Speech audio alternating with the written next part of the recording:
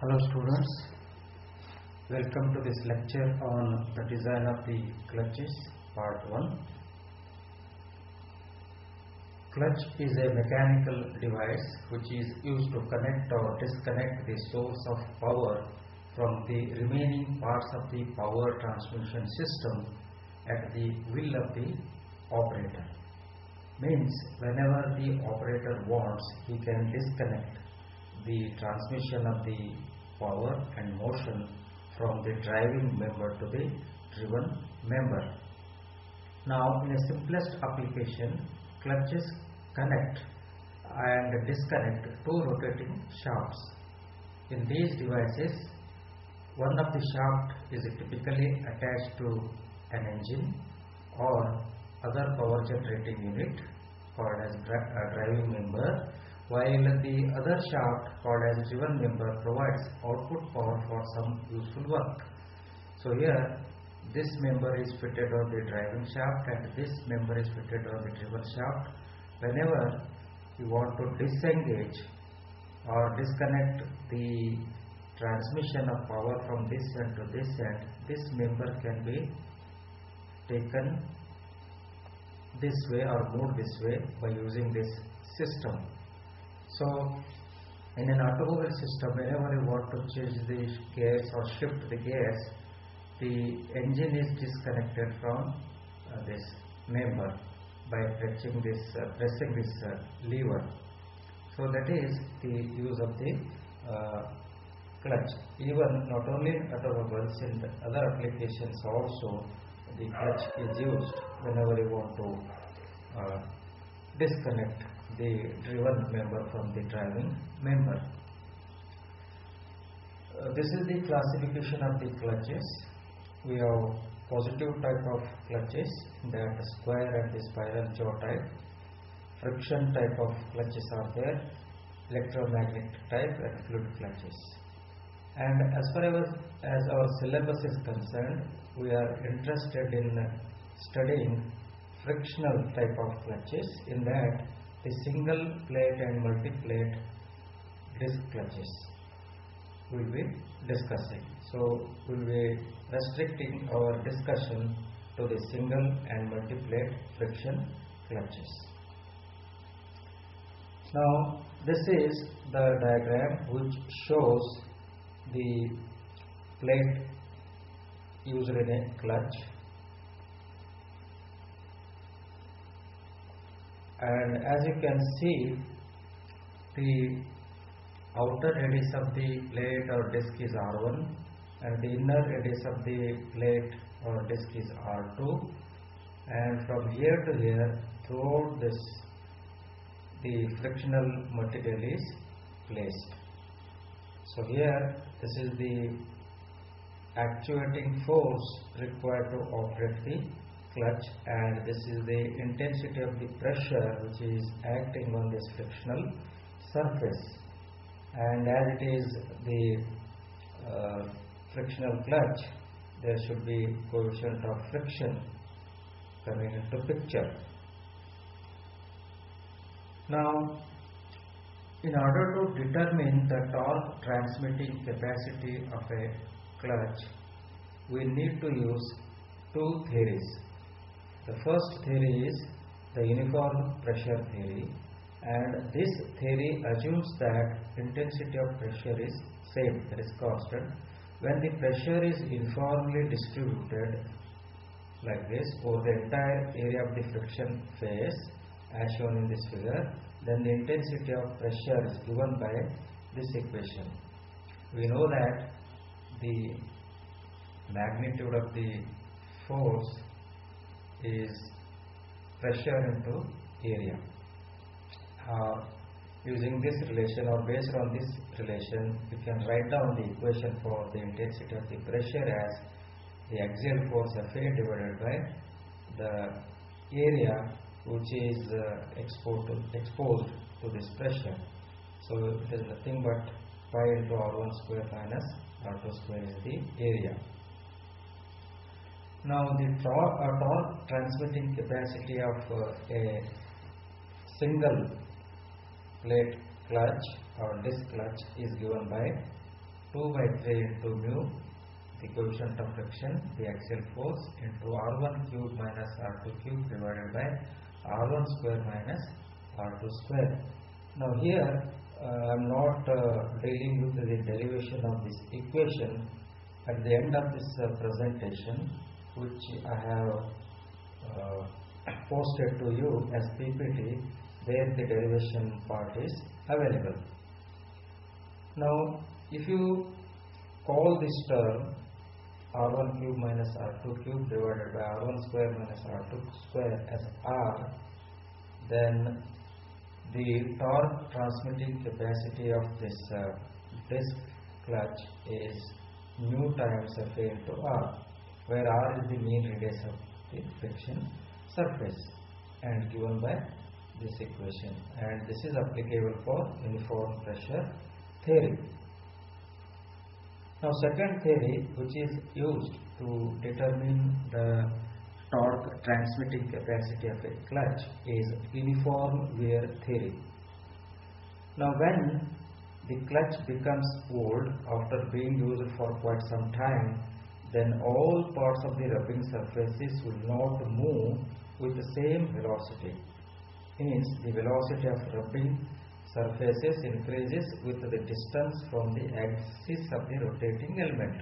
So this is the axis of the rotating element, and the velocity of rubbing surface increase as the distance from the axis goes on increasing. It means that wear may be different at different radii. As the radius goes on increasing, the wear rate may be different, and it depends upon the intensity of the pressure P and the velocity of the rubbing surfaces, that is V. So hence normal wear is proportional to work of friction, that is product of P into V, pressure into velocity. Now since we know velocity is given by omega times r, the angular velocity times radius, then subsequently wear is proportional to P into omega into r. So for constant omega, wear is proportional to the product of pressure and radius. So hence pressure will be proportional to wear by r.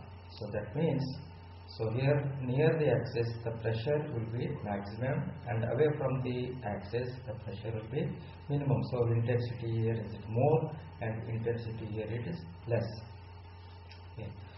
Now this relation can be written as the product P into R as C, a constant, and P can also be written as C divided by R. We will see how this relation can be used whenever we attempt to solve the problem using the uniform wear theory.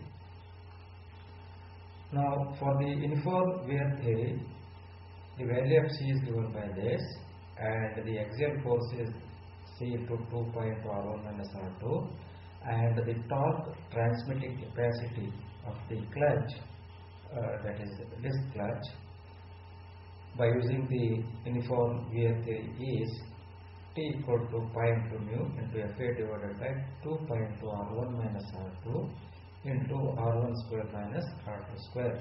So after simplification we will get T equal to half into mu into Fa into R1 plus R2. Now if you substitute R1 plus R2 by 2 equal to R, that is mean radius of the friction surface, then finally the torque transmitting capacity based on uniform wear theory will be mu into Fa into R. So students, as I mentioned at the end of this presentation, few slides contain the derivation of this.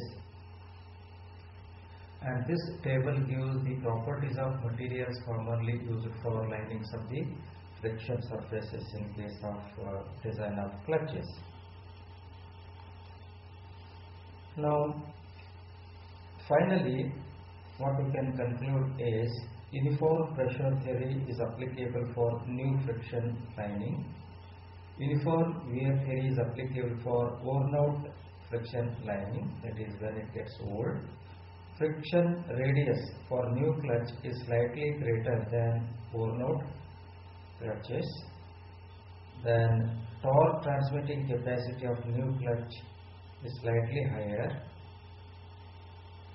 Major life of friction lining comes under uniform wear criteria, and logical and safer to use uniform wear theory in design of clutches. So mostly uniform wear theory will be used in the design of the clutches, and it is safer also.